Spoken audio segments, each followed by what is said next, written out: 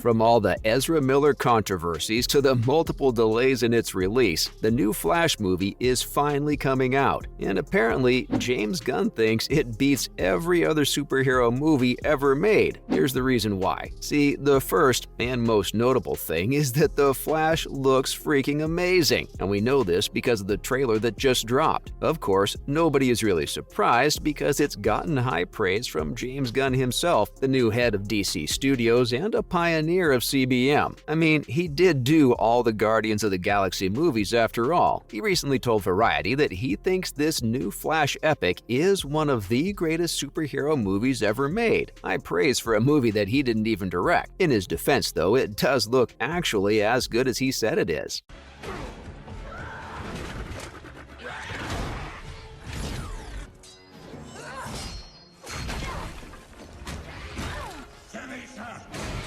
The release date is June 6th, and book your tickets ASAP, folks, because the hype is crazy for this one. The trailer dropped during the Super Bowl ad break, which, by the way, is a lesson for marketing companies everywhere, because everybody was sat for this one, and it looked epic. This movie is an homage to the last 30 years of DC history, and brings back huge names like Michael Keaton's Batman, Ben Affleck's Batman, and maybe another as of yet unknown Batman. Not to mention teasing that Pattinson or Christian Bale's Batman might make an appearance as well. Basically, it's like Spider-Man No Way Home, but for Batman. And also, there are multiple Flashes as well. Go figure. But speaking of No Way Home, there are also multiple Flashes. Mind-bending, right? How? Well, of course, it's time travel. See, Flash somehow manages to break the entire world by going back in time and undoing something essential in an attempt to save his mom. The hero complex. I mean, is it even a comic book movie without it? He ends up accidentally creating a world in which there are no metahumans, which is basically DC slang for people who have superpowers.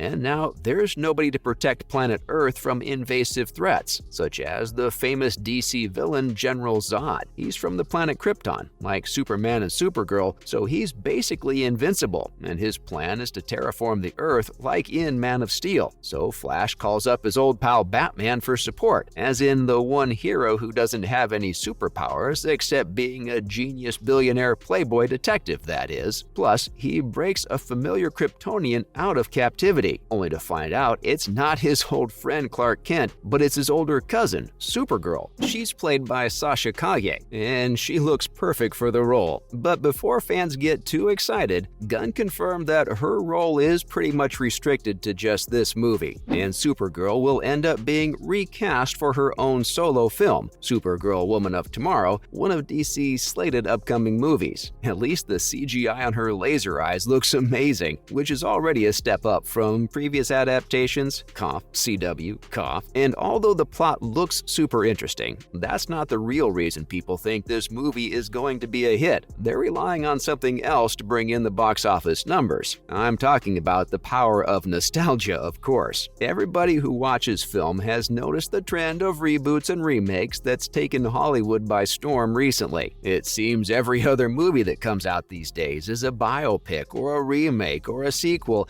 or even a video game adaptation. And while there's criticism that always comes with reusing an old formula, there's no denying that the fans love it. I mean, when it comes to old DC movies, people still argue Michael Keaton versus Christian Bale versus Ben Affleck, and the new Flash offers the chance to have at least two of these iconic DC stars back on screen in their acclaimed roles at the same time. That's huge. Plus, since this movie is going to reset the entire DC timeline and give us an in-canon reason for everything changing up, fans will get the chance to say goodbye to all their old favorite on-screen actors. Not to mention every old character that's popping back up on our screens isn't there for useless Deus Ex Machina reasons either. They're all integral to the plot of the movie, which means we get nostalgia without cheapening the Flash itself. Haha! Plus, fans' favorite part of Flash stories is always when he uses his ability to run so fast that he's able to break the time barrier back in in time. It seems this time DC heads are capitalizing on that by having his big solo movie take advantage of this superpower, and it's about time. Fans also think it's reminiscent of the DC animated film Justice League Flashpoint, in which Flash also goes back in time and creates a new world. Only in that movie, it ended up inciting a civil war between superheroes and ended in violence and bloodshed. Plus, the real villain ended up being the Flash Rogue's big bad, the Reverse Flash. Will the Flash movie incorporate similar plots? We'll have to tune in to find out. It's also possible that since there are two Barry Allens running around at super speed, one of them might switch up and end up being the villain. And if Ezra Miller's real life is anything to go by, he would excel at that role. Right now, the main theory is that Barry will have to sacrifice his mother in some way, since she's the most important thing in the world to him, and the trailer seems to reference him going through some kind of sacrifice. Hope they include a trigger warning. And speaking of trigger warnings, here's something that's been concerning fans of The Flash recently. For a while there, fans were a little concerned about whether or not this movie would even drop, because DC has been a bit touch and go lately. For instance, the Batgirl movie got canceled even after it had finished filming. The main thing, though, is about the actor who plays Barry Allen. Ezra Miller has been a bit of a controversial figure in the news lately for getting arrested and charged with multiple felonies, being in and out of police stations. He was recently charged with felony burglary and is going to be in court for it later on. His ex-fiancée called him emotionally abusive, and he's also currently undergoing investigation in Massachusetts for his relationship with an unnamed non-binary 12-year-old child. It's a miracle that the Flash movie was even able to film amid his criminal activities. And it's a bit shocking that somebody with so many allegations is able to be the face of a huge franchise like DC's Flash. But hey, separate the art from the artist, right? And if nothing else, at least we can all admit he's an amazing actor, and did a perfect job portraying Barry Allen in Zack Snyder's Justice League movie. As far as his portrayal in the upcoming Flash movie goes, if the trailer is anything to judge by, he's a hit. However, many people are trying to campaign to get his character recast, which may be a wise choice, considering DC is currently going through an entire upheaval of its actors. They recently fired Henry Cavill as Superman, who was a fan favorite, and if they were ever going to remove Miller, now would be a perfect time. Plus, if anything ever comes to light against him in the future that's more incriminating, he might not be somebody DC Studios would want to associate themselves with. Might be a little hard for him to film scenes if he's in jail or something, you know. So that's all from me on the upcoming Flash movie, and why it's going to be every bit as awesome as James Gunn says it will. See ya.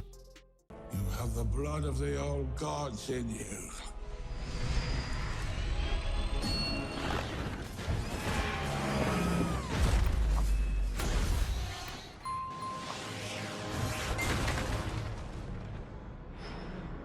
What are we under right now?